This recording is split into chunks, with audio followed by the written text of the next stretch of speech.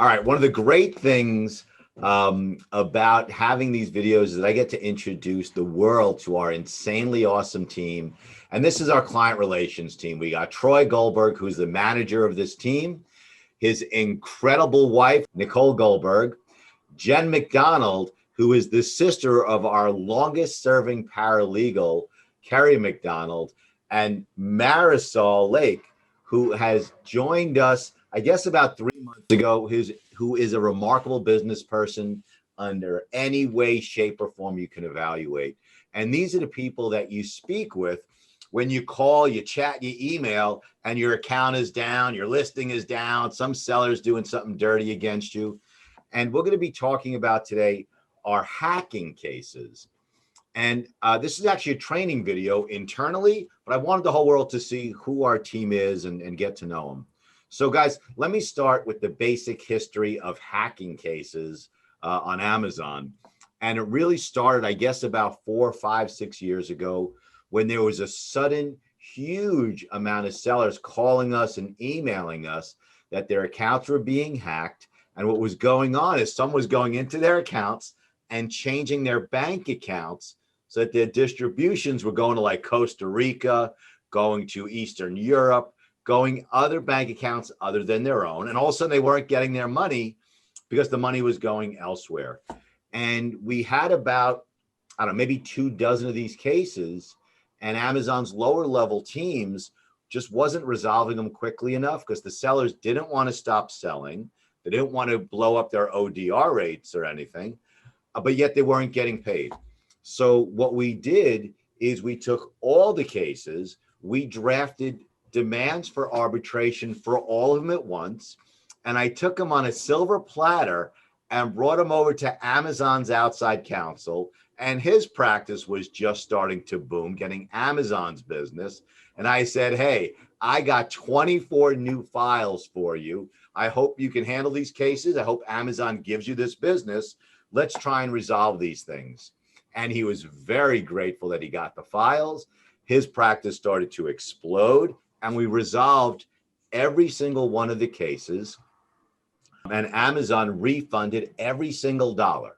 Okay, now it doesn't mean that's always going to be the case.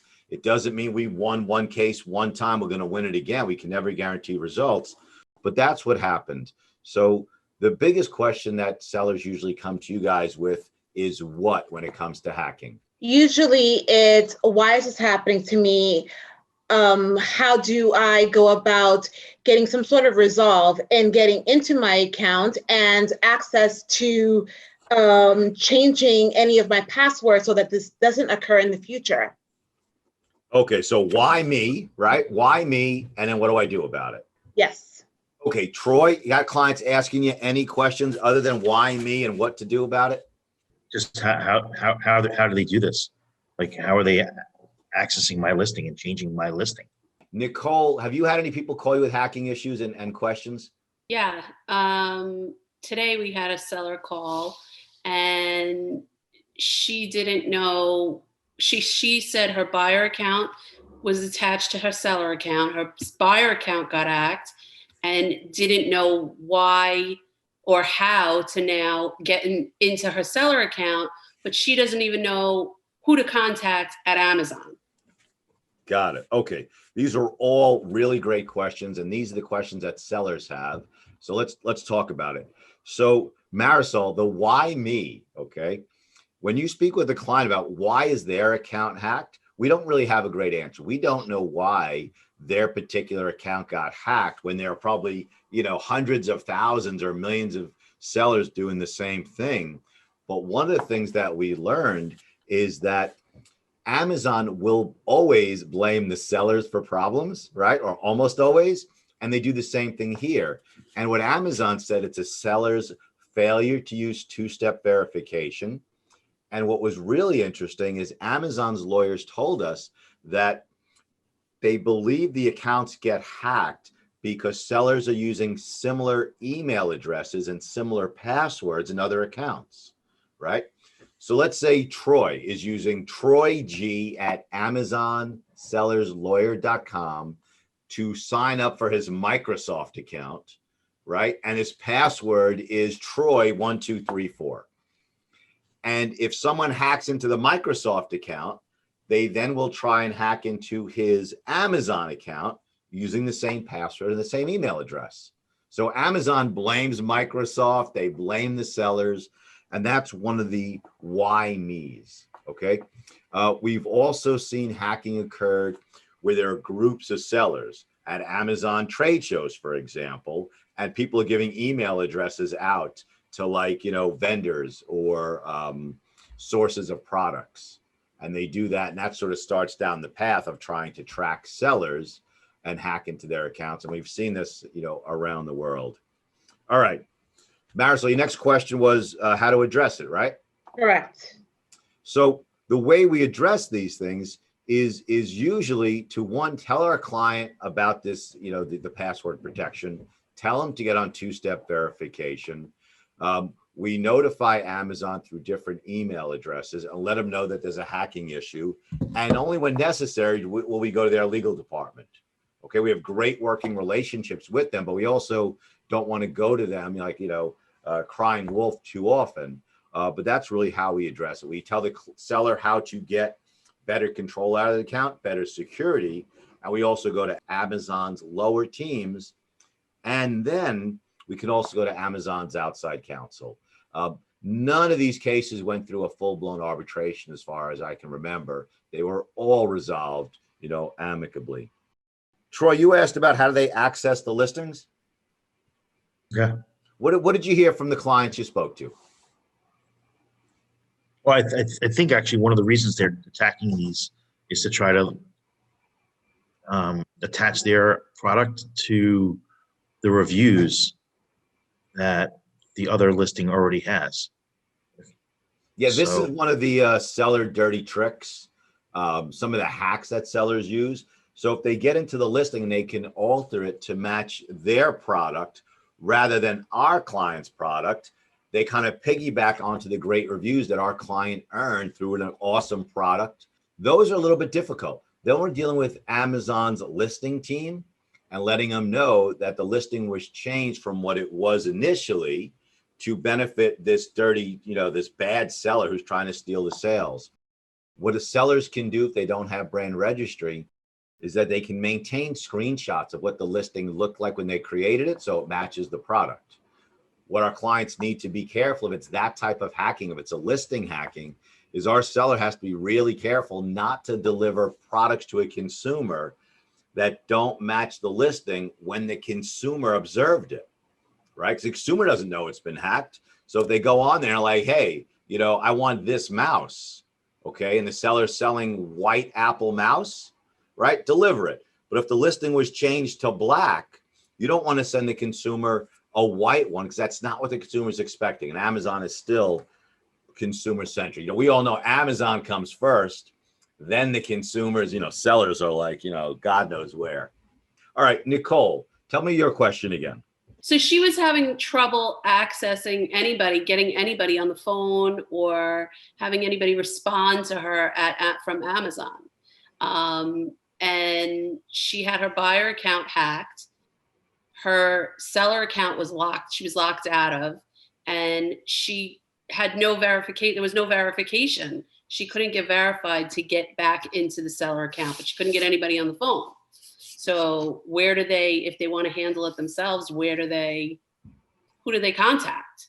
Well, it's certainly a lot more challenging, a lot more frustrating when they can't log into their seller's account. We don't really do anything at all on the buyer's end of it. You know, we help sellers and we really stay out of the buyer's world. But as a seller, if you can't log in, then you have to email outside of your account to certain teams at Amazon.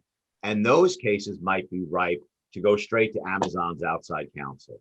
They can't log in. And that's for all types of cases. If it's a used, sold as new, inauthentic, IP complaint, all those types of suspensions, once a seller is locked out of their account, they always become more challenging.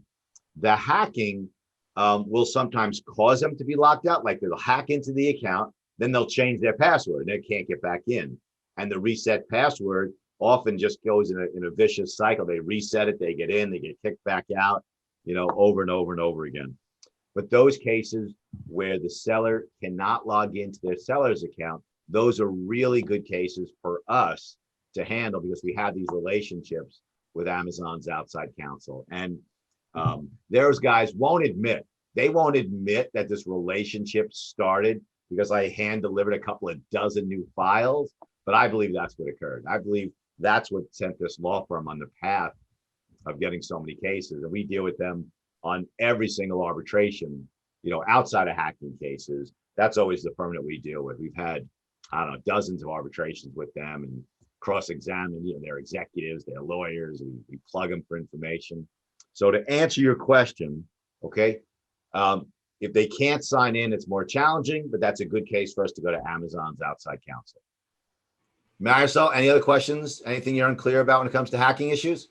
Well, the only other thing would be when our sellers have the brand registry, of course, and they no longer have access to edit any of their ASINs that have now been hijacked by someone else.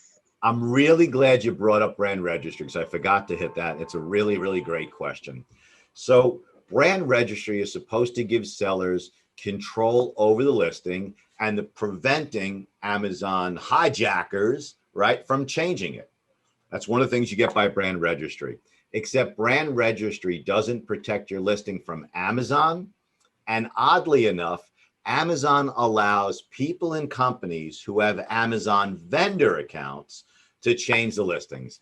I have no idea why. I have no idea why this hasn't been fixed, in years and years.